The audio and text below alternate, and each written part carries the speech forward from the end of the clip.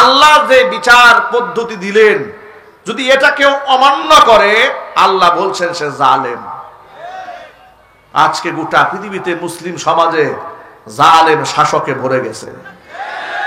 এই জন্য দেশের মধ্যে চোর, ডাকাত, বদমাশ দিন দিন বেড়েই চলছে, এগুলো কমছে না। আমার প্রিয় বন্ধুগণ, কোরআন মাজিদের আইন আমরা এই জন্য চাই, কারণ যদি সমাজের মধ্যে ইসলামের প্রকৃত সুফল আমরা পেতে চাই, কোরআনে কারিমের আইন বাস্তবায়ন করা ছাড়া কোনো বিকল্প রাস্তা নাই। একজন ইসলামিক শাসক যে এই দেশে কত দরকার, কতটা দরকার, আমরা আল্লাহর কাছে দোয়া করি, রব্বুল আলামিন হযরত উমরের মতো একজন শাসক তুমি আমাদের উপহার দাও। আচ্ছা, নামাজি সৎ নেতৃত্ব এই সমাজে আসুক, এটা দরকার আছে না নাই? যদি না আসে তাহলে কি ওয়াজ করে দেশ ভালো করা যাবে? আরো যদি বলেন, এই যে আজকে হাসানুল হক ইনু, রাশেদ খান মেনন, এই সমস্ত আসামিদেরকে হ্যান্ডকাপ ছাড়া আদালতে উঠানো হলো। ইনু হাসতেছে, গোটা বাংলাদেশের গণহত্যাকারীরা হাসে। এখনো পর্যন্ত জুলাই আগস্টে রক্তের দাগ জমিন থেকে মুছে যায় নাই, ওরা হাসতেছে। এই দৃশ্য দেখে তো আমাদের কলিজা ফেটে চৌচির হয়ে যাচ্ছে।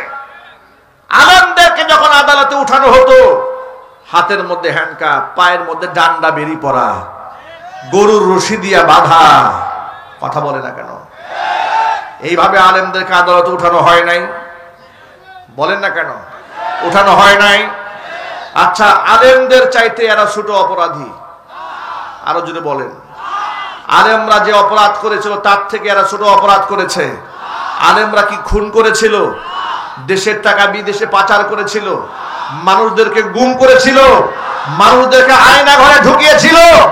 যারা আয়না ঘরে মানুষকে ঢুকিয়ে নির্যাতন করেছে, শহীদ আল্লামা সাঈদী রাহমাতুল্লাহি আলাইহির মতো জনপ্রিয় ব্যক্তিকে বিনা অপরাধে 13টি বছর কারারুদ্ধ করে রেখে বিষ প্রয়োগ করে হত্যা করেছে, তারা আজকে হাসবে আর মুসলমানরা তাকিয়ে দেখবে। দৃশ্য সহ্য করতে পারি না, কথা বলতে হবে।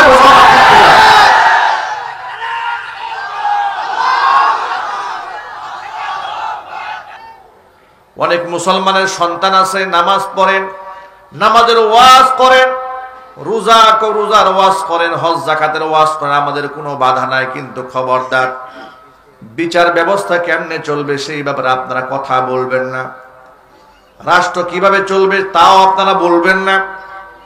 অথচ আমি আমার সকল মুসলমান ভাইদেরকে বলছি, রাষ্ট্রে ইসলাম কায়েম হওয়া এবং কোরআন দিয়ে রাষ্ট্র চলা এতটা বেশি গুরুত্বপূর্ণ, এত বেশি গুরুত্বপূর্ণ। নবী করিম সাল্লাল্লাহু আলাইহি ওয়াসাল্লামের ইন্তেকালের পরে খলিফা যতক্ষণ পর্যন্ত নিয়োগ না হয়েছে ততক্ষণ পর্যন্ত নবীজিকে কবরে মাদফুন করা হয় নাই। আল্লাহু আকবার বলেন। আর সেই ব্যাপারে আজকে মুসলমানেরা এত বেশি উদাসীন, এত বেশি গাফেল থাকার কারণে এই দেশে চুরি বেড়েছে, ডাকাতি বেড়েছে, জেনা বদমাশি বেড়েছে। এই দেশে আইনের নামে বেআইনি অসংখ্য কর্মকাণ্ড হয়েছে, ইনসাফ প্রতিষ্ঠিত হয় নাই। চোর নারী হোক আর পুরুষ হোক, প্রমাণ পাওয়া গেলে এদের হাত কেটে দাও। একটু আওয়াজ দিয়ে বলতে হবে বিধানটি কার। এই আইন যদি সমাজের মধ্যে বাস্তবায়িত না হয়, তাহলে এক দল যাবে, আরেক দল আসবে, আরেক দল যাবে, আরেক দল চলে আসবে, কিন্তু চুরি দেশে বন্ধ হবে না। বিগত 16 বছরে 93 বিলিয়ন মার্কিন ডলার গরিব দেশ থেকে বিদেশে পাচার হয়ে গেল। আমরা দেখেছি বাংলাদেশের অনেক মসজিদের মধ্যে সামান্য 200 টাকার স্যান্ডেল চুরি করার কারণে পাবলিকের কাছে সে গণধুলাই খেয়েছে। কথা বলতে হবে। একটা জায়নামাজ চুরি করার কারণে মানুষ পিটিয়ে হাড্ডি ভেঙে দিয়েছে, ঘড়ি চুরি করার কারণে গণপিটুনি দিয়েছে। কিন্তু যারা দেশের হাজার হাজার কোটি টাকা বিদেশে পাচার করে দিয়েছে, সাংবাদিকরা এদেরকে চোর বলে না, এদেরকে স্যার বলে সম্বোধন করে। আজকেও দেখেছি খুনিদেরকে হাত করা ছাড়া, ডান্ডা বেরি ছাড়া ট্রাইব্যুনালে হাজির করা হচ্ছে খুব জামাইয়ের মতো করে। দেখেন না আপনারা? হাসানুল হক ইনু তো একে এইরকম করে হাত নাড়া দিয়ে যাচ্ছে, মনে হয় জনসভা করতে আসছেন উনি। কথা বলে না কেন আপনারা? এই দৃশ্য এই দেশে আমরা দেখতে চাই না। বাংলাদেশে খুনিদের সাথে কোনো নমনীয় আচরণ হবে, কোন মুসলমান তা বরদাস্ত করবে না। কথা বলতে হবে, ঠিক কিনা? আলেমদেরকে ডান্ডা বেরি পরিয়ে, লোহার কড়া দিয়ে, শিকল দিয়া বেঁধে, গরুর রশি দিয়া টেনে টেনে সামনে নিয়েছেন। আর খুনিদেরকে, যারা অজস্র মানুষের খুনি, গণহত্যাকারী, যাদের প্রমাণ গোটা দেশের মানুষের পকেটে পকেটে আছে, তাদেরকে কোনো প্রকার হ্যান্ডকাপ ছাড়া, ডান্ডা বেরি ছাড়া একেবারে সসম্মানে ইজ্জতের সাথে নিয়ে যাওয়া হচ্ছে। এত ইজ্জত কোত্থেকে আসছে? সুতরাং এই নমনীয়তা আমরা মানতে পারবো না। ওরা যদি আবার কোনোদিন কামব্যাক করতে পারে, তাহলে কিন্তু আপনাদের মাথায় টুপি থাকবে না একটারও। কথা বলেন না কেন? কোরআনের কথা কারা বলবে? যারা বলবে এদেরকে মৌলবাদ, জঙ্গিবাদ বানায় আবার ফাঁসির মঞ্চ সাজাবে ওরা। এটা কি আপনারা মানতে পারবেন? চিৎকার দিয়ে বলুন, মানতে পারবে? আজকে কোরআনের মাহফিলে যেভাবে আপনারা দল মত নির্বিশেষে সব এক কাতারে শামিল হয়েছেন, রাষ্ট্রের স্বাধীনতা এবং সার্বভৌমত্ব রক্ষার ক্ষেত্রেও সকলকে ঐক্যবদ্ধ থাকার আহ্বান জানাচ্ছি। আল্লাহ পাক সকলকে কবুল করুন, মঞ্জুর করুন। সকলে জোরে বলুন আল্লাহুম্মা আমিন। মহান আল্লাহ রাব্বুল আলামিনের দরবারে আলিশানে লাখ কোটি শুকরিয়া আদায় করছি, যে মহান মনিব আমাদেরকে জগদ্দল পাথরের মতো গোটা দেশের উপর চেপে বসা এক ভয়ঙ্কর লেডি ফেরাউনের জুলুম, নির্যাতন, শোষণ থেকে মুক্তি দান করে মুক্ত আকাশের নিচে, মুক্ত বাতাসে কোরআন সুন্নাহ থেকে স্বাধীন চেতামন নিয়ে আলোচনা করার সুযোগ করে দিয়েছেন। সে মহান রবের প্রতি আপনারা খুশি না বেজার? কম না বেশি? উচ্ছ্বসিত কণ্ঠে, খুশি মনে, মন প্রাণ উজাড় করে আল্লাহ পাকের শেখানো ভাষায় শুকরগুজার করছি। জবান ছেড়ে দিয়ে সকলে একযোগে বলছি আলহামদুলিল্লাহ।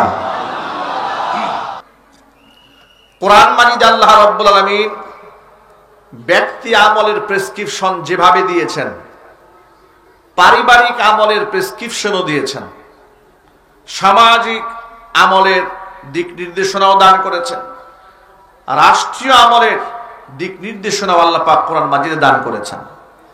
এর মানে হচ্ছে ওয়ানাজ্জালনা আলাইকাল কিতাব তিবিয়ানাল লিকুল্লি শাইইন। আল্লাহ পাকের নাজিলকৃত সূরা নাহলের সেই আয়াত, হে রাসূল আপনার উপরে, সূরা ইব্রাহিমের সেই আয়াত, আপনার উপরে আমি এমন এক কিতাব নাজিল করেছি, এমন কিতাব তিবিয়ানাল লিকুল্লি শাইইন। সূরা নাহলে আল্লাহ বলেছেন যে সব কিছু বর্ণনা এর মধ্যে আছে। চিৎকার এখন সুবহানাল্লাহ। কিন্তু দুঃখজনক বাস্তবতা হলো কোরআন শরীফের সব আয়াতের সব কথা অমুসলিমরা এত সহ্য করবে নাই। মুসলমানের ঘরের অনেক সন্তানেরা কোরআন শরীফের সব আয়াত পছন্দ করে না। কথা বলেন ঠিক কিনা? জোরে বলেন।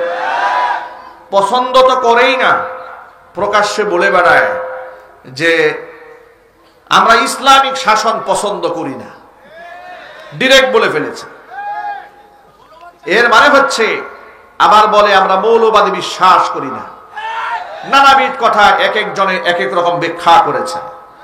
আমি আপনাদেরকে বলবো, প্রিয় বন্ধুগণ, আমার আল্লাহ যদি আমার ব্যাপারে, রাষ্ট্রের ব্যাপারে, সমাজের ব্যাপারে কোনো হুকুম জারি করে থাকেন, আমি গোলাম হিসেবে, আমি বান্দা হিসেবে সেখানে তো এক্সকিউজ করার, কারণ নিজের পক্ষ থেকে প্রশ্ন ছুড়ে দেওয়ার কোনো সুযোগ কি আছে? বরং হাসি মুখে যদি আমি আল্লাহর বিধান মানতে পারি, তাহলেই তো আমি আল্লাহর গোলাম হলাম। আর যদি আমি হাসি মুখে রবের সিদ্ধান্ত মানতে পারলাম না, নারাজ হয়ে গেলাম, তাহলে আমার মুখে যদি দাড়িও থাকে, মাথায় যদি পাগড়িও থাকে, তাহলে এই দাড়ি আর টুপি, পাগড়ি এটা শুধুই একটা লেবাস হলো, আসলে আমি মুসলমান হতে পারলাম না। কোরআনে কারীম বুঝার মূলনীতি এটাই। আমি বান্দা হিসেবে রবের সামনে আমার বক্তব্য আমান্না ওয়া সাল্লামনা, হে আল্লাহ এটা আমি ঈমান আনলাম, সামি'না ওয়া আতা'না এটা শুধু শুনলাম আর মানলাম, এছাড়া বিকল্প কোনো পথ নাই। এবার কোরআন শরীফ থেকে এই ব্যাপারে একটা বক্তব্য শোনো। নবী করিম সাল্লাল্লাহু আলাইহি ওয়াসাল্লামের চাচাতো বোন যায়নাব বিনতে জাহাশ রাদিয়াল্লাহু তাআলা আনহা, নবী করিম সাল্লাল্লাহু আলাইহি ওয়াসাল্লাম ফুফাতো বোন যায়নাব বিনতে জাহাশ রাদিয়াল্লাহু তাআলা আনহা বংশীয়া নারী ছিলেন, দেখতে সুন্দরী ছিলেন। আল্লাহর নবী তার সাথে বিবাহ ঠিক করলেন রাসূলের পালক পুত্র যায়েদ বিন হারেসা রাদিয়াল্লাহু তাআলা আনহু।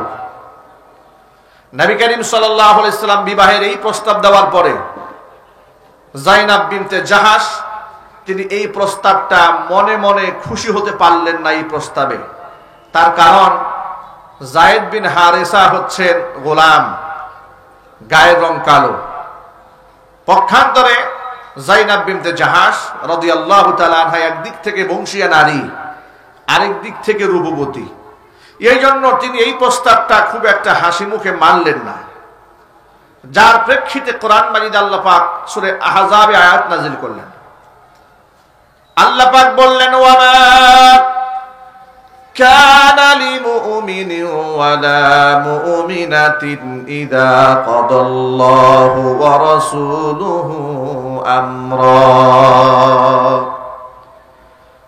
আন ইয়াকুনা লাহুমুল খিয়ারাতু মিন আমরিহিম ওয়া মান ইয়াসিল্লাহা ওয়া রাসূলাহু ফাকাদ দাল্লা দালালাম মুবিনা।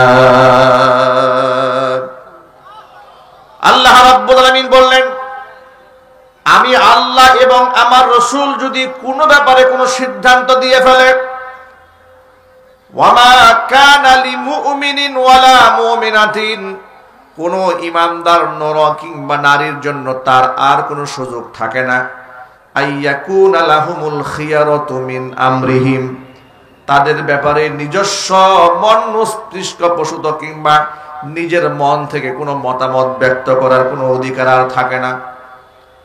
ওয়া মান ইয়াসিল্লাহা ওয়া রাসূলাহু কোন ব্যক্তি যদি আমি আল্লাহ এবং আমার রাসূলের সিদ্ধান্তকে প্রত্যাখ্যান করে, যদি অমান্য করে, ফাকাদ দাল্লা দালালাম বাঈদা সেই ব্যক্তি সুস্পষ্ট গোমরাহ হয়ে যাবে। এটা কার কথা? একটু জোর আওয়াজে বলেন না, কার কথা? আল্লাহ রাব্বুল আলামিন বললেন, কোন ব্যক্তির জন্য সুযোগ নেই। আমি আল্লাহ এবং আমার রাসূল যদি কোনো ব্যাপারে সিদ্ধান্ত দিয়ে ফেলি, ওই সিদ্ধান্ত অমান্য করার কোনো অধিকার নাই। যদি কেউ করে ফাকাদ দাল্লা দালালাম মুবিনা সেই ব্যক্তি সুস্পষ্ট গোমরাহ হয়ে যাবে। বক্তব্যটি কার? এই কথাটি যদি আপনারা বুঝে থাকেন তাহলে পরবর্তী বক্তব্য শুনতে বুঝতে সহজ হবে। তাহলে আমরা এখানে যারা আছি, এই আয়াত নাযিল হওয়ার পরে যায়নাব বিনতে জাহাশ রাদিয়াল্লাহু তাআলা আনহা বললেন, আল্লাহ যেখানে বলে ফেলেছেন যে আল্লাহ সিদ্ধান্ত এবং রাসূলের সিদ্ধান্ত অমান্য করার সুযোগ নাই, আমি হাসি মুখে নবীজির সিদ্ধান্ত গ্রহণ করলাম। জোরে বলতে হবে আল্লাহু আকবার। আচ্ছা, এই আয়াতে আমাদের জন্য শিক্ষা আছে না নাই? আরো জোরে বলেন। তাহলে মনে রাখেন, নামাজ পড়া কার হুকুম? রোজা রাখা কার হুকুম? যাকাত দেওয়া কার হুকুম? অনুরূপ ভাবে নামাজ, রোজা, হজ, যাকাত যেমন আল্লাহ পাকের হুকুম, আল্লাহ পাকের ওয়ার্ডার মান্য করা যেভাবে জরুরি, অনুরূপ ভাবে দেশের মধ্যে ইসলাম কায়েম করাও তো আল্লাহ পাকেরই হুকুম। অনেক মুসলমানের সন্তান আছে, নামাজ পড়েন, নামাজের ওয়াজ করেন, রোজার ওয়াজ করেন, হজ যাকাতের ওয়াজ করেন, আমাদের কোনো বাধা নাই। কিন্তু খবরদার, বিচার ব্যবস্থা কেমনে চলবে সেই ব্যাপারে আপনারা কথা বলবেন না। রাষ্ট্র কিভাবে চলবে তাও আপনারা বলবেন না। অথচ আমি আমার সকল মুসলমান ভাইদেরকে বলছি, রাষ্ট্রে ইসলাম কায়েম হওয়া এবং কোরআন দিয়ে রাষ্ট্র চলা এতটা বেশি গুরুত্বপূর্ণ, এত বেশি গুরুত্বপূর্ণ। নবী করিম সাল্লাল্লাহু আলাইহি ওয়াসাল্লামের ইন্তেকালের পরে খলিফা যতক্ষণ পর্যন্ত নিয়োগ না হয়েছে ততক্ষণ পর্যন্ত নবীজিকে কবরে মাদফুন করা হয় নাই। আল্লাহু আকবার বলেন।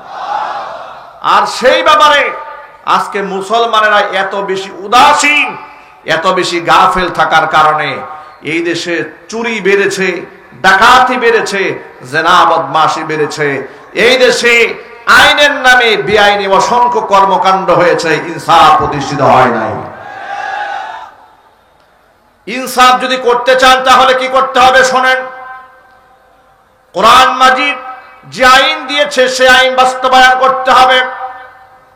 সারা বছর আর সারা জীবন যদি ওয়াজ করে এই দেশ থেকে সুদ বন্ধ করা সম্ভব হবে না। সারা জীবন ওয়াজ করে ঘুষ বন্ধ করা সম্ভব হবে না। জোরে বলতে হবে ঠিক কিনা। ধর্ষণ বন্ধ করা সম্ভব হবে না। চুরি ডাকাতি ছিনতাই বন্ধ করা সম্ভব হবে না। কারণ কোরআন মাজিদের মধ্যে আল্লাহ রাব্বুল আলামিন চুরি ডাকাতি করলে পরকালে শাস্তির কথা যেভাবে বলে দিয়েছেন, দুনিয়ার কিছু ফর্মুলা আল্লাহ পাক দিয়ে দিয়েছেন। চুরি করলে কি করতে হবে শোনো। কোরআন মাজিদে আল্লাহ বললেন, والسارق والسارقة فاقطعوا أيديهما جزاء بما كسبا نكالا من الله। চোর নারী হোক আর পুরুষ হোক, প্রমাণ পাওয়া গেলে এদের হাত কেটে দাও। একটু আওয়াজ দিয়ে বলতে হবে বিধানটি কার। এই আইন যদি সমাজের মধ্যে বাস্তবায়িত না হয় তাহলে এক দল যাবে, আরেক দল আসবে, আরেক দল যাবে, আরেক দল চলে আসবে, কিন্তু চুরি দেশে বন্ধ হবে না। বিগত 16 বছরে 93 বিলিয়ন মার্কিন ডলার গরিব দেশ থেকে বিদেশে পাচার হয়ে গেল। আমরা দেখেছি বাংলাদেশের অনেক মসজিদের মধ্যে সামান্য 200 টাকার স্যান্ডেল চুরি করার কারণে পাবলিকের কাছে সে গণধুলাই খেয়েছে। কথা বলতে হবে। একটা জায়নামাজ চুরি করার কারণে মানুষ পিটিয়ে হাড্ডি ভেঙে দিয়েছে। ঘড়ি চুরি করার কারণে গণপিটুনি দিয়েছে। কিন্তু যারা দেশের হাজার হাজার কোটি টাকা বিদেশে পাচার করে দিয়েছে, সাংবাদিকরা এদেরকে চোর বলে না, এদেরকে স্যার বলে সম্বোধন করে। এর কারণ হচ্ছে বিচার আছে, কিন্তু বিচারটা গরিবের জন্য, বড় লোকের জন্য এই দেশে কোনো বিচার নেই। কথা বলতে হবে ঠিক কিনা জোরে বলে।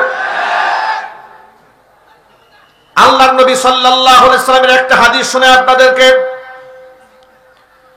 নবীজি সাল্লাল্লাহু আলাইহি ওয়াসাল্লামের কাছে বিচার আনা হলো। এক সম্ভ্রান্ত মহিলা চুরি করেছে। নবীজি সাল্লাল্লাহু আলাইহি ওয়াসাল্লাম সব কিছু শোনার পরে ওই চোর মহিলার হাত কাটার নির্দেশ প্রদান করলেন। আমি আপনাদের কাছে আরো জানতে চাই, আপনারা জবাব দিবেন, নবীজি কোনদিন ভুল সিদ্ধান্ত দিতে পারেন? আরো জোরে বলেন। আল্লাহর হাবিব তার হাত কাটার নির্দেশ দেওয়ার পরে তৎকালীন যুগে মানুষের মধ্যে কানা ঘুষা শুরু হয়ে গেল। এমনকি সাহাবায়ে কেরাম রাদিয়াল্লাহু তাআলা আনহুম আজমাইন তাদের নিজেদের মধ্যে একে অপরের কাছে আলোচনা করতে থাকলেন যে একজন সম্ভ্রান্ত মহিলা না হয় শয়তানের ধোঁকায় পড়ে চুরি একটু করে ফেলেছে, যদি নবীজির কাছ থেকে আলোচনা করে যদি তার শাস্তিটা একটু কমায়া অন্য কোনো শাস্তি দেওয়া যায়, যেমন নাকে মুখে চুনকালি দেওয়া, যেহেতু সে বড় লোক, পুরা হাতের কবজি সহ না কেটে হয়তো হাতের আঙ্গুলটা একটু কেটে দেওয়া, এইভাবে তার উপর শাস্তি কার্যকর করা হোক। কিন্তু যেখানে আল্লাহর নবী নিজে ওই চোর মহিলার হাত কাটার নির্দেশ প্রদান করেছেন, সেই জায়গায় আল্লাহর হাবিব সাল্লাল্লাহু আলাইহি সাল্লামের রায়টাকে উল্টায় দেবে এমন সাহস কি কারো আছে? আরো জোরে বলেন আছে? তারা মনে মনে ভাবলেন নবীজি সাল্লাল্লাহু আলাইহি সাল্লামের কাছে একটু সুপারিশনামা নিয়ে যাওয়া যায়। নবীর কাছে এখন সুপারিশটা নিয়ে যাবে কে? সকল সাহাবায়ে কেরাম পরামর্শ করলেন। আসামি পক্ষের লোকেরা সাহাবীদেরকে ধরলেন, আপনারা নবীর কাছে গিয়ে একটু অনুরোধ করে শাস্তিটা একটু কমায় দেন, যেহেতু সে একজন সম্ভ্রান্ত নারী, যেহেতু সম্ভ্রান্ত মহিলা চুরি করেছে, অতএব তাকে একটু শাস্তিটা একটু কমায় দেওয়া হোক। আপনারা একটু রসুলের কাছে একটু সুপারিশ করেন। এখন নবীজির কাছে সুপারিশ করবে এই সাহস কেউ পাচ্ছে না। পরামর্শ করে তারা সিদ্ধান্ত নিল, কে এই প্রস্তাবটা রসুল্লাহর কাছে নিয়ে যেতে পারে। বললেন নবীজি সাল্লাল্লাহু আলাইহি সাল্লামের পালক পুত্র যায়েদ বিন হারিসার ছেলে উসামা ইবনে যায়েদ রাদিয়াল্লাহু তাআলা আনহুমা। উসামা ইবনে যায়েদকে রাসূল খুব ভালোবাসতেন। তার একটা উপাধি ছিল হিব্বু রাসূলিল্লাহি সাল্লাল্লাহু আলাইহি ওয়াসাল্লাম, অর্থাৎ উসামা ইবনে যায়েদ হচ্ছে নবীজি সাল্লাল্লাহু আলাইহি সাল্লামের ভালোবাসার পাত্র। আল্লাহু আকবার বলবেন না? কি সৌভাগ্য তার, আপনারা চিন্তা করতে পেরেছেন? হিব্বু রাসূলিল্লাহ, রাসূলের ভালোবাসার পাত্র হচ্ছে উসামা ইবনে যায়েদ রাদিয়াল্লাহু তাআলা আনহুমা। সকলে মিলে উসামা ইবনে যায়েদকে মনোনীত করলেন যে এই প্রস্তাব রাসূলুল্লাহর কাছে উসামা ইবনে যায়েদ দিলে রাসূল রাগ হবেন না, কারণ উসামা ইবনে যায়েদকে রাসূল দারুণ ভালোবাসেন। সাহাবায়ে কেরামের সিদ্ধান্ত অনুযায়ী উসামা ইবনে যায়েদকে পাঠিয়ে দেওয়া হলো রাসূলুল্লাহর কাছে এই প্রস্তাব দিয়ে, ইয়া রাসূলুল্লাহ, ইয়া হাবিবাল্লাহ, যে মহিলাটি চুরি করেছে তার হাতটা না কেটে শাস্তি একটু লঘু করে দেওয়া যায় নাকি, এটা এলাকাবাসী চাচ্ছে। সাহাবায়ে কেরাম অনেক মতামত দিয়েছেন। নবীজি এই কথা শোনার পরে এত রাগ হয়ে গেলেন, এত গুসসা করলেন, এত রাগান্বিত হলেন, হুজুরের চেহারা রাগে গুসায় অগ্নিশর্মা হয়ে গেল। নবীজি বললেন, আজকে এই মহিলার জায়গায় যদি আমার মেয়ে লাউ আন্না বিনতা মুহাম্মাদিন, লাউ আন্না ফাতিমা বিনতা মুহাম্মদ সারাকাত, যদি মুহাম্মদ সাল্লাল্লাহু আলাইহি সাল্লামের মেয়ে ফাতেমাও যদি চুরি করত, লাকাতাতু ইয়াদাহা, নবীজি বলেন আমি নিজে আমার মেয়ে ফাতেমার হাতখানা কেটে দিতাম। এর মানে হচ্ছে এটা তো করার কোনো সুযোগ নাই। তোমাদের পূর্ববর্তী উম্মতেরা ধ্বংস হয়েছে এই জন্য তারা ধনীদের জন্য এক বিচার করত, গরিবদের জন্য আরেক বিচার করত, এই জন্য তারা ধ্বংস হয়েছে। ইসলামে স্বজন প্রিয়তা নাই, পার্সিয়ালিটি নাই। ইসলামে কে রাজা, কে প্রজা, কে আমির, কে ফকির দেখা হবে না। তাকে কোরআন যে শাস্তি নির্ধারণ করে দিয়েছে সেটা কার্যকর করতে হবে। সে কি হাসানুল হক ইনু, না রাশেদ খান মেনন, না সেই ব্যক্তি কত বড় এমপি শাহজাহান খান, না মন্ত্রী বাহাদুর, দেখার সময় থাকবে না। যে ব্যক্তি খুনি তার মৃত্যুদণ্ড নিশ্চিত করতে হবে। কোরআন মাজিদের মধ্যে আল্লাহ পাক কি সুন্দর আইন দিয়েছেন লক্ষ্য করেন। وَكَتَبْنَا عَلَيْهِمْ فِيهَا أَنَّ النَّفْسَ بِالنَّفْسِ وَالْعَيْنَ بِالْعَيْنِ وَالْأَنْفَ بِالْأَنْفِ وَالْأُذُنَ بِالْأُذُنِ وَالسِّنَّ بِالسِّنِّ وَالْجُرُوحَ قِصَاص। জোরে বলেন আল্লাহু আকবার। বাণীটা কার একটু জোরে বলেন, আরো চিৎকার দিয়ে বলেন বাণীটা কার? আল্লাহ কি কোনো ভুল কথায় কোরআনে বলেছেন? আল্লাহর আইন লক্ষ্য করে আল্লাহ বলছেন, ওয়া কাতাবনা আলাইহিম ফিহা আন্নান নাফসা বিন নাফসি। আমি পূর্বের কিতাবের মধ্যে এটা আমি লিখিত আইন করে দিয়েছিলাম যে জানের বদলা জান, ওয়াল আইনা বিল আইনি, চোখের বদলা চোখ, ওয়াল আনফা বিল আনফি, নাকের বদলা নাক, ওয়াল উযুনা বিল উযুনি, কানের বদলা কান, ওয়াস সিন্না বিস সিন্নি, দাঁতের বদলায় দাঁত, ওয়াল জুরুহা কিসাস, যেরকম আঘাত দেওয়া হবে আঘাতের বদলা আঘাত। ফামান তাসাদদাকা বিহি ফাহুয়া কাফফারাতুল লাহ, তবে কেউ যদি সেটা তাকে ক্ষমা করে দেয়, ছেড়ে দেয়, সেটা তার জন্য, যদি সে মুক্তিপণ নিয়ে নেয় তাহলে এর জন্য সে কাফফারা হয়ে যাবে।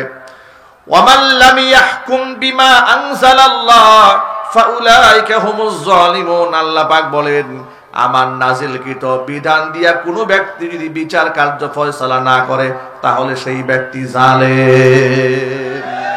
সেই ব্যক্তি কি? এই জালেম ফতোয়া কোন হুজুর দিয়েছে, কোন আলেম দিয়েছে? আল্লাহ যে বিচার পদ্ধতি দিলেন, যদি এটা কেউ অমান্য করে আল্লাহ বলছেন সে জালেম। আজকে গোটা পৃথিবীতে মুসলিম সমাজে জালেম শাসকে ভরে গেছে। এই জন্য দেশের মধ্যে চোর, ডাকাত, বদমাশ দিন দিন বেড়ে চলছে, এগুলো কমছে না। আমার প্রিয় বন্ধুগণ, কোরআন মাজিদের আইন আমরা এই জন্য চাই, কারণ যদি সমাজের মধ্যে ইসলামের প্রকৃত সুফল আমরা পেতে চাই, কোরআনে কারিমের আইন বাস্তবায়ন করা ছাড়া কোনো বিকল্প রাস্তা নাই। একজন ইসলামিক শাসক যে এই দেশে কত দরকার, কতটা দরকার, আমরা আল্লাহর কাছে দোয়া করি, রব্বুল আলামিন হযরত উমরের মতো একজন শাসক তুমি আমাদের উপহার দাও। সুবহানাল্লাহ।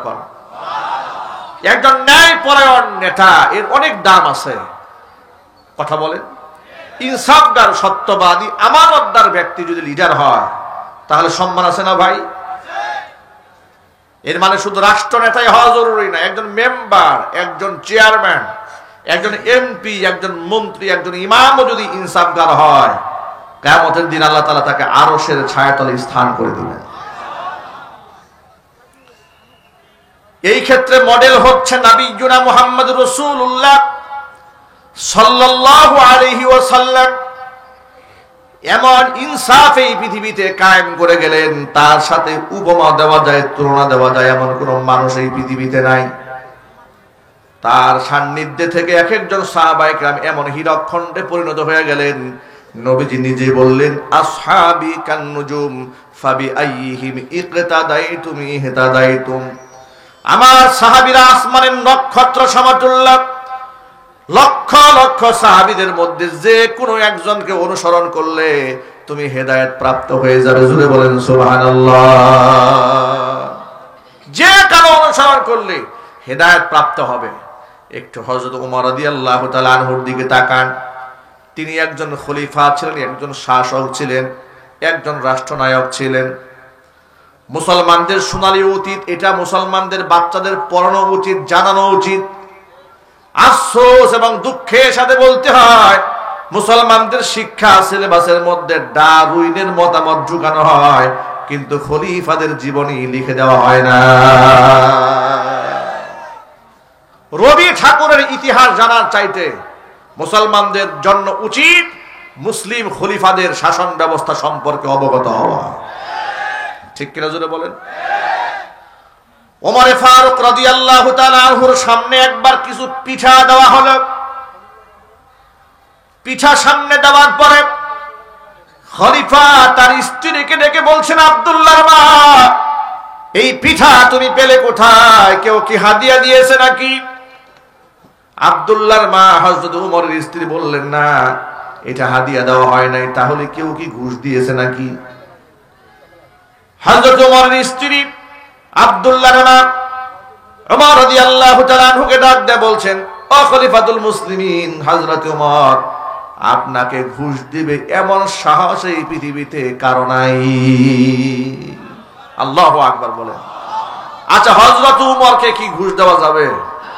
যার ব্যাপারে আল্লাহ রাসূল বলেছেন, লাউ কানা মিন বাদি নাবিয়্যুন লাকানা উমারু নাবিয়্যা, আমার পরে কেউ নবী যদি হতো হযরত ওমর নবী হয়ে যেতেন।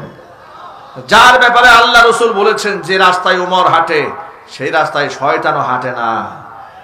ভয়ে শয়তান অস্থির থাকে যে পিঠে হাড্ডি ভাঙে দেবে। সুবহানাল্লাহ বলেন। সেই ওমর স্ত্রীকে ডেকে বলছেন, পিঠা পেলে কোথায়? হাদিয়া দিয়েছে বলে না, ঘুষ দিয়েছে বলে না, আপনাকে ঘুষ দেবে এমন সাহস তো কারণ নাই, তাহলে পেলে কোথায়? স্ত্রী বলছেন, আপনার জন্য বাইতুল মাল থেকে বরাদ্দকৃত যে আটা দৈনিক আমাদের ঘরে আসে, বিগত 6 মাস ধরে প্রতিদিন 100 টাকা করে আটা এখান থেকে জমা করেছি। 100 টাকা করে জমা করে করে আপনার পছন্দনীয় পিঠা বানিয়ে আপনার সামনে হাজির করেছি। খলিফা বলল, আব্দুল্লাহর মা, ওই পিঠা আমি খেতে পারবো না। কেন পারবেন না? এটা তো আপনার হক, এটা আপনার জন্য হালাল, আপনি অবশ্যই খেতে পারবেন। তিনি বললেন, আমি খাবো না। ইরাকের ফুরাত নদীর তীর পর্যন্ত আল্লাহ রাব্বুল আলামিন আমার খেলাফত কায়েম করে দিয়েছেন, আমি জানি না ফুরাত নদীর তীর পর্যন্ত যত মানুষের বসবাস আছে সমস্ত মানুষের মুখে এই পিঠা আমি তুলে দিতে পেরেছে কিনা আমি জানি না। খলিফা হওয়ার সুবাদে যদি আমি এই পিঠা খাই, আমার দেশের মানুষ যদি কিয়ামতের দিন আল্লাহর দরবারে আমাকে আসামির কাঠগড়ায় দাঁড় করিয়ে দিয়ে বলে রব্বুল আলামিন, উনি খলিফা হওয়ার সুবাদে পিঠা খেয়েছে, আমরা জনগণ পিঠা খেতে পারি নাই, রবের কাছে আমি কি জবাব দেব? এই জন্য পিঠা আমি খাবো না, ওই পিঠাগুলা গরিব মিসকিনদের মধ্যে বিলীন করে দাও। পিঠা তো খেলেনি না। এর চেয়ে বড় আশ্চর্যজনক ঘটনা তিনি পরে ঘটালেন। বাইতুল মালের দায়িত্বশীল যারা ছিলেন তাদেরকে তিনি ডাকলেন, ডেকে বললেন, আপনারা সকলে মিলে পরামর্শের ভিত্তিতে আমার ফ্যামিলির জন্য যে বেতন ভাতা নির্ধারণ করে দিয়েছিলেন বাইতুল মাল থেকে, হিসাব করে এখন থেকে প্রতিদিন 100 টাকা করে আটা কমাইয়া দিবেন। কারণ আমার স্ত্রী একথা প্রমাণ করে দিয়েছে, 100 টাকা আটা দৈনিক যদি কমও হয় আমার সংসার অনায়াসে চলে যায়। সুবহানাল্লাহ বলবেন না ভাই? প্রিয় বন্ধুগণ, এগুলা হচ্ছে মুসলিম খলিফাদের ইতিহাস। এগুলা জানার কি দরকার আমাদের আছে না নাই? কিন্তু আফসোস, এগুলো তো আমরা জানি না। আমরা এগুলো জানি না। আমাদের দেশের রাষ্ট্রবিজ্ঞানে, পলিটিক্যাল সায়েন্সে পৃথিবীর কার্ল মার্কস কি রাজনীতি করেছে এটা শেখানো হয়। কথা বলেন। আমেরিকা কি করেছে, ফ্রান্স, ব্রিটেন, কানাডা, জার্মানি কি করেছে, এগুলো শেখানো হয়, বাচ্চাদেরকে পড়ানো হয়। আপনারা বলেন, পৃথিবীর মধ্যে মুসলমানদের কাছে ইউরোপ, আমেরিকা কি মডেল হতে পারে? আরো জোরে বলেন। মুসলমানের কাছে মডেল হলো কোরআন, ঠিক কিনা বলেন? এই কোরআনে যে ইনসাফ আছে, এর থেকে বড় ইনসাফ পৃথিবীবাসীকে কেউ কোনোদিন দিতে পারে নাই। ওমর রাদিয়াল্লাহু তাআলা আনহুর সময়ে রাতের আধারে তিনি একাকী হেঁটে যাচ্ছেন। তিনি দেখতে চাচ্ছিলেন রাতের আধারে কে খেয়ে আছে, কে না খেয়ে আছে, দেখতে চাচ্ছেন। হঠাৎ করে শুনতে পেলেন ঘরের মধ্য থেকে মা এবং মেয়ের কথোপকথনের আওয়াজ শোনা যায়। মেয়েকে মা ডেকে বলছে, দুধের মধ্যে পানি মেশাও। মেয়ে বলছে, না, মেশাবো না। তিনি বাহির থেকে শুনতে পাচ্ছেন। মেয়ে বলছে, না, মেশানো যাবে না, এটা নিষেধ আছে। মা বলছে, একটু দুধের মধ্যে পানি মিশাই দিলে হবেটা কি? খলিফাও জানতে পারবে না, কেউ টের পাবে না, আমরা গরিব মানুষ একটু লাভবান হলাম। মেয়েটি বলছে, মা, হয়তো খলিফা জানতে পারবে না, কিন্তু কিয়ামতের দিন যে রবের সামনে দাঁড়িয়ে জবাব দিতে হবে, ওই রবের দৃষ্টিটাকে তো ফাঁকি দিতে পারবো না। বাহিরে দাঁড়িয়ে থেকে কথোপকথন শোনার পরে হযরত ওমর আবেগ আপ্লুত হয়ে গেলেন। সকালবেলা মা এবং মেয়েকে ডেকেছেন। মা তো ভয় পেয়ে গেছে। তিনি মনে মনে আন্দাজ করতে পেরেছেন আমাদের কঠিন বিচার হবে, আমরা অন্যায় করেছি। কিন্তু বড় অবাক করা বিষয় হলো, মহিলা খলিফার সামনে দাঁড়িয়ে নিজের অন্যায় স্বীকার করে কাকুতি মিনতি করে মাপ চাইলেন। ওমর রাদিয়াল্লাহু তাআলা আনহু বলছেন, তোমাকে অপমানিত করার জন্য, বিচার করার জন্য তোমাকে দেখা হয় নাই, বরং তোমাকে একটা প্রস্তাব দিতে চাই। দীর্ঘদিন ধরে আমার ছেলে আব্দুল্লাহর জন্য আমি একজন পাত্রী তালাশ করতেছিলাম। আমি একটা মেয়েকে তালাশ করতেছিলাম আমার পুত্রবধূ হিসেবে গ্রহণ করার জন্য। আজকে তোমার মেয়ে গত রজনীতে যে কথা বলেছে আমি শুনেছি, আমার কাছে মনে হয়েছে আমার ছেলে আব্দুল্লাহর জন্য তোমার মেয়েটা অত্যন্ত যোগ্য পাত্রী। তোমার মেয়েটাকে আমি আমার পুত্রবধূ হিসেবে গ্রহণ করতে চাই। আল্লাহু আকবার বলেন।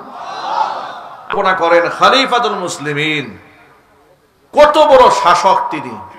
তিনি কি আমাদের দেশের সাধারণ শাসকের মতো শাসক নাকি?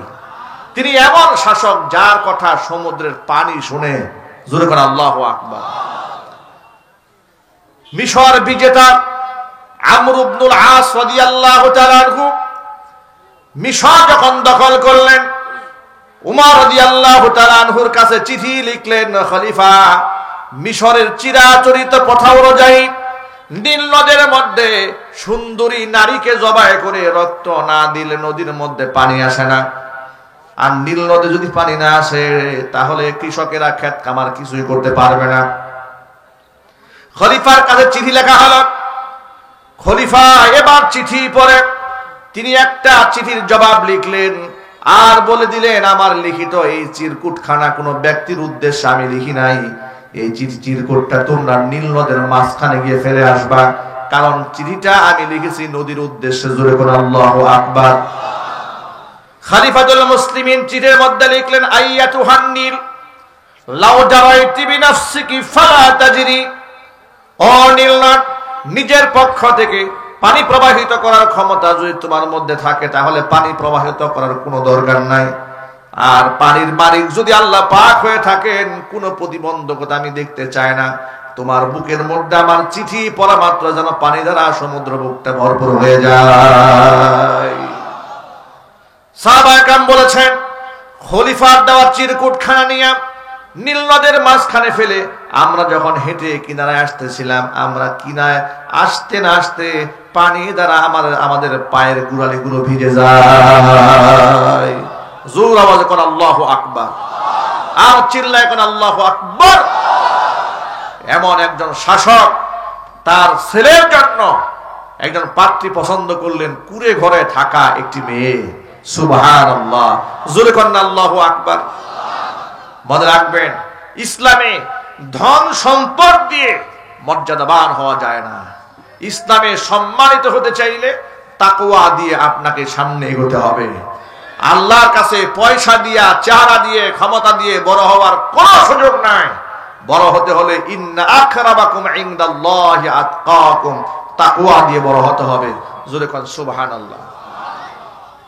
আপনারা শুনে অবাক হয়ে যাবেন, এই পৃথিবীর অসংখ্য গরিব মানুষ যাদেরকে দুনিয়াতে কোনো চেয়ার দেওয়া হয় নাই, কেউ সালামও এদেরকে দিত না, এমন অসংখ্য গরিবেরা কিয়ামতের দিন বিনা হিসেবে আল্লাহর জান্নাতে গিয়ে পৌঁছে যাবে। এই পৃথিবীতে অসংখ্য অখ্যাত মানুষ আছে যারা আসমানে বিখ্যাত, আবার এই পৃথিবীতে এমন অসংখ্য বিখ্যাত মানুষ আছে যারা আসমানে ফেরেশতাদের কাছে একেবারেই অখ্যাত। এই পৃথিবীতে এমন অসংখ্য ব্যক্তি আছে যারা একেবারে জীর্ণ শীর্ণ জীবন যাপন করেছে। কিয়ামতের দিন আল্লাহ পাক তাকে শাহী বালাখানা উপহার দিবেন। জোরে কোন আল্লাহু আকবার। এই জন্য আমার যুবক ভাইরা, আমি কয়েকটা উপমা আপনাদের সামনে উপস্থাপন করেছি। উদ্দেশ্য আমার একটা, এই ধরনের শাসন ব্যবস্থা সমাজের মধ্যে তখনই কার্যকর করা সম্ভব হবে যখন আল্লাহ পাকের কোরআনের আইন এই সমাজে বাস্তবায়ন করা হবে। আল্লাহর কোরআন দিয়ে দেশ চলুক, সমাজ চলুক, রাষ্ট্র চলুক, এটা মন থেকে কারা কারা চান? আমি তো হাত দেখতে চাই।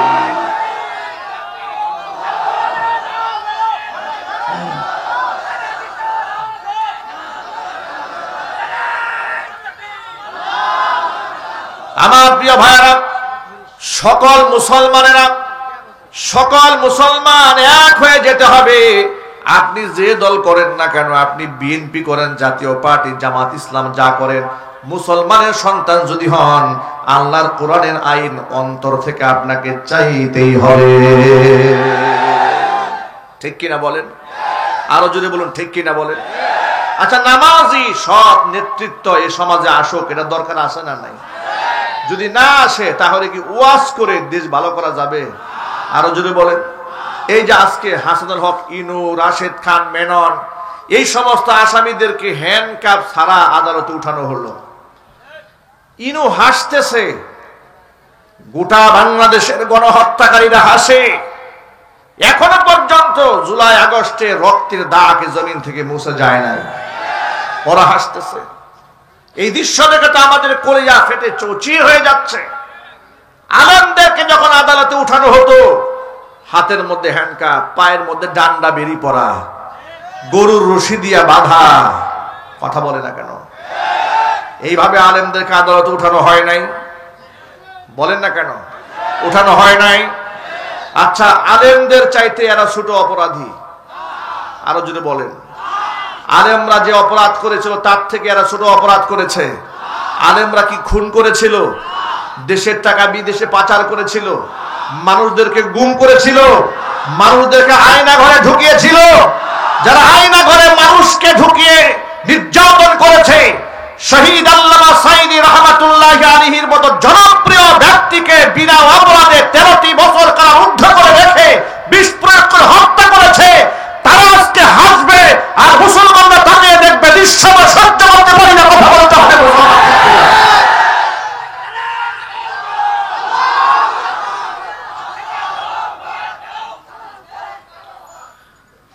যুবক ভাইরা, মা বোনেরা, এই জন্য সকল মুসলিম ভাইদেরকে আহ্বান জানাচ্ছি, যুবকেরা এক হয়ে যান। নবীজি সাল্লাল্লাহু আলাইহি ওয়াসাল্লামের সাথে যদি আপনারা হাসি মুখে দেখা করতে চান, তাহলে এই জমিনে আলেম ওলামাদের সম্মান প্রতিষ্ঠিত করতে হবে। কথা বলুন ঠিক কিনা? দুনিয়াতে যার সাথে যার মোহাব্বত, পরকালে তার সাথে তার কিয়ামত। আপনি মনে মনে ভাববেন, হুজুর আমি যদি একজন সুদখোর ঘুষখোরের সাথে চলে অসুবিধা কি? আমি নিজে তো নামাজ পড়ি, আমি তো পর্দা করে চলি, আমি যদি একটা বেনামাজির পিছনে দৌড়াই তো আমার অসুবিধা কি? আপনাদেরকে বলি, বেনামাজি লম্পট চরিত্রহীন মানুষের পিছনে চললে লস আছে না নাই? ক্ষতি আছে না নাই? এটা আমি মুখে বললে হবে না, কোরআন থেকে একটা প্রমাণ দেয় আপনাদের সামনে। আপনারা বলেন, এক বাক্যে জবাব দেয়া বলেন, নবী করিম সাল্লাল্লাহু আলাইহি ওয়াসাল্লামকে আদর্শ মানতে আপনাদের কোনো অসুবিধা আছে? কোরআন মাজিদের আয়াত মানতে কারো কোনো সমস্যা হবে? এবার শুনেন, সূরা ফুরকানে আল্লাহকে বলেছেন, আল্লাহ রাব্বুল আলামিন বলেছেন, ওয়ায়াউমা ইয়া'আদ্দুয যালিমু আলা ইয়াদাইহি ইয়াকুলু ইয়া লাইতানি ইত্তাখাযতু মা'আর রাসূলি সাবিলা ইয়া ওয়াইলাতা লাইতানি লাম আত্তাখিয ফুলানান খালিলা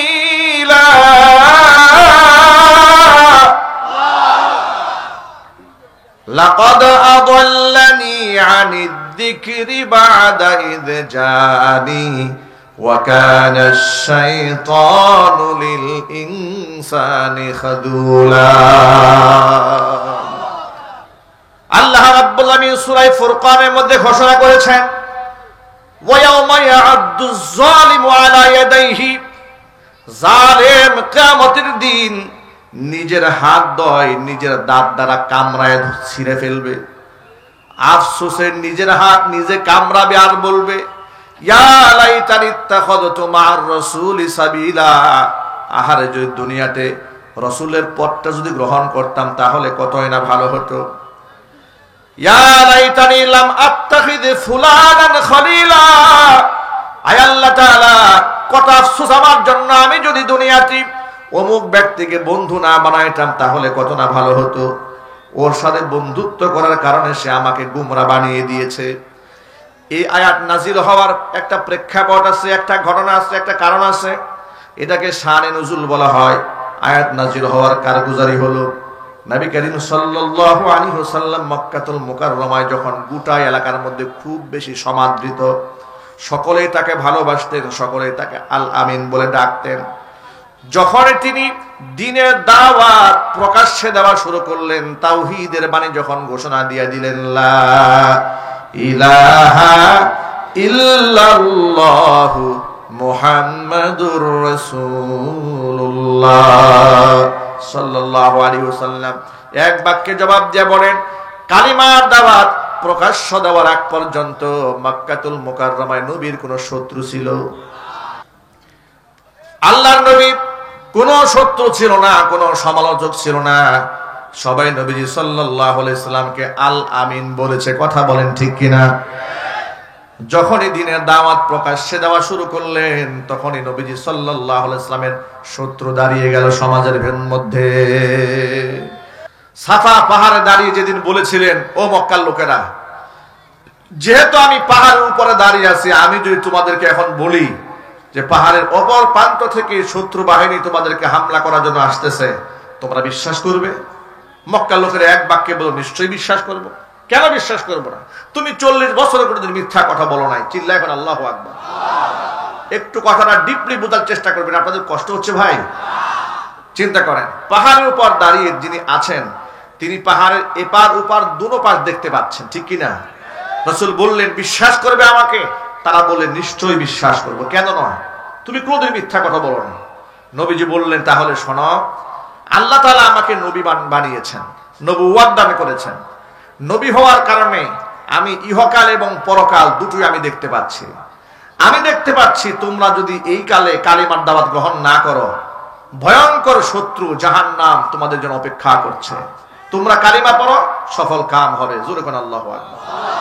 এই কথা শোনার পরে যে যারা এতক্ষণ বলছিল আপনি যা বলবেন সত্য বলবেন বিশ্বাস করব, আপনি মিথ্যা বলতে পারেন না, একজন লাফ দিয়ে দাঁড়ায় গেলেন, নাম তার আবু লাহাব। লাফ দিয়ে দাঁড়িয়ে বলছে তাব্বান লাকা ইয়া মুহাম্মদ, মুহাম্মদ তুমি ধ্বংস হও। সিল্লাকা নাউজুবিল্লাহ। আলী হাজা দাওতানা, এই সাত সকালে এই কথা বলার জন্য আমাদেরকে দাওয়াত দিছ, অপমান করেছে, কষ্ট দিয়েছে। এখান থেকে একটা সবক গ্রহণ করেন। মুহাম্মদ সাল্লাল্লাহু আলাইহি ওয়াসাল্লাম আল্লাহ তাওহীদের কথা প্রকাশ্যে বলার আগ পর্যন্ত সবাই রাসূলুল্লাহর বন্ধু। যখনই তাওহীদের কথা বলেছে, চলে গেল শিরিক এবং বেদাতের বিরুদ্ধে। কথা বলেন ঠিক কিনা? মূর্তি পূজার বিরুদ্ধে, কুসংস্কারের বিরুদ্ধে, এক আল্লাহর তাওহীদ প্রতিষ্ঠার পক্ষে রাসূল কথা বললেন, সমাজের অসংখ্য মানুষ তাদের শত্রু হয়ে গেল। এর দ্বারা প্রমাণিত হয় এই সমাজে একজন আলেম প্রকাশ্যে ইসলামের পক্ষে যতক্ষণ কথা না বলবে ততক্ষণ তার কোনো শত্রু হবে না। যখনই তিনি ইসলামের কথা বলবেন তখনই সমাজের মধ্যে তার শত্রু দাঁড়ায় যাবে। জোরে বলতে হবে ঠিক কিনা? নবী করিম সাল্লাল্লাহু আলাইহি ওয়াসাল্লামের শত্রু ছিল না, কিন্তু তাওহীদের কথা বলার পরে অনেক সমালোচক তৈরি হয়ে গেল, অনেক শত্রু তৈরি হয়ে গেল।